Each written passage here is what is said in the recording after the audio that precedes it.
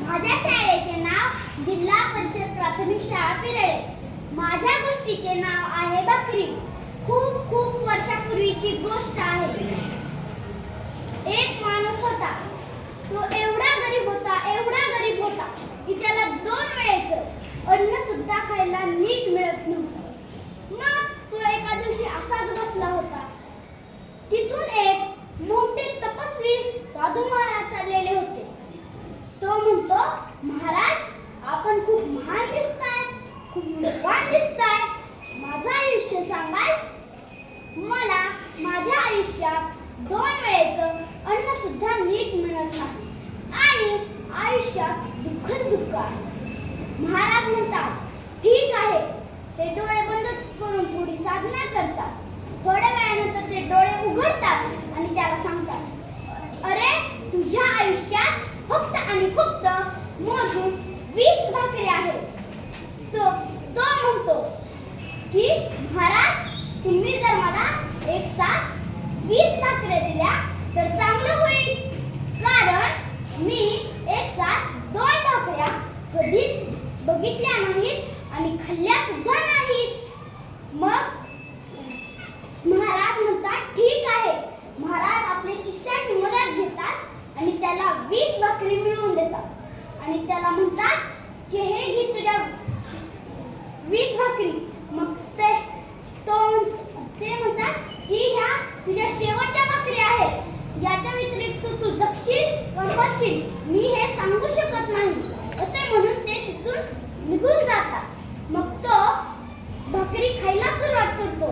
तो खूप खुश असतो. मग तो पहिल्यांदा अर्धी भाकर खातो, परत 1 भाकर खातो, परत दुसरी भाकर खातो. 2 भाकरी खाल्ल्यानंतर त्याचं पोट भरतं. त्यानं आयुष्यात इतकं जेवण कधीच केलं नव्हतं. मग तो विचार करू लागतो की राहिलेल्या 18 भाकरीचं मी काय करू. मग त्याच वेळी तिथून त्याच्यासारखाच गरीब माणूस चाललेला असतो. मग तो म्हणतो, अरे, इकडे ये, आज माझ्याकडे खूप भाकरी आहेत. मग तो त्याकडे धावत येतो आणि त्याकडनं 2 भाकरी घेतो. तो दुसरा माणूस 2 भाकरी घेताच तिथून पळत जातो आणि त्याच्या आसपासच्या गरीब माणसांना सांगतो, अरे, आज त्या माणसाकडे खूप भाकरी आहेत. मग ते सर्व लोक त्याकडे धावत जातात आणि त्याकडनं भाकरी घेतात. जसे तो त्यांना देत जातो तसे ते त्याला देत जातात. मग काही वर्षापूर्वी ते साधू महाराज त्याच रस्त्याने चाललेले असतात. ते विचार करतात, काही वर्षापूर्वी मी एका गरीब माणसाला इथं 20 भाकरी दिल्या होत्या. त्या त्याच्या शेवटच्या भाकरी होत्या. त्याची हालत आता काय झाली असेल? तो जगलाय का मरलाय हे आपण बघू. मग ते तिथे जातात आणि पाहतात तर तिथं मोठा घर बांधलेला असतो. तो खूप श्रीमंत झालेला असतो. तिथं भला मोठा मंडप टाकलेला असतो. तिथे जेवणात चांगले चांगले पक्वान असतात. मग ते एकदम हैराण होतात की ह्या माणसाच्या आयुष्यात फक्त आणि फक्त 20 भाकरी होत्या आणि हा इतका धनवान कसा काय झाला.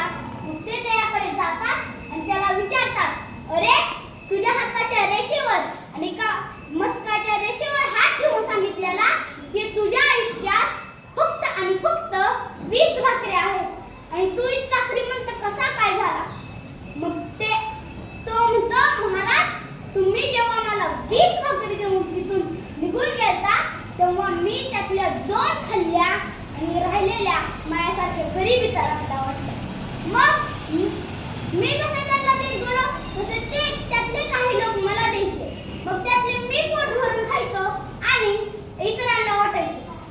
मग एका दिवशी माझ्याकडे इतकं जेवण आलं की मी पोट भरून खाऊन सुद्धा 100 लोकात वाटू शकलो.